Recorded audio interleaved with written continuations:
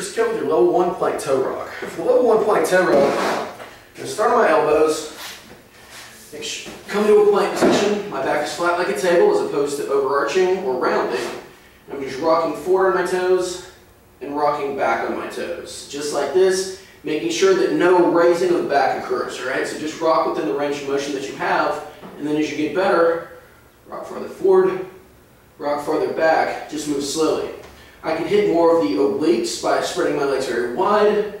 I can hit more of the inside or the rectus abdominis, internal obliques by keeping my feet together. Okay, now, if you're feeling this more in your upper body than you are your core, what I want you to do is elevate your elbows on a step or a higher surface, a chair, whatever you have available to you.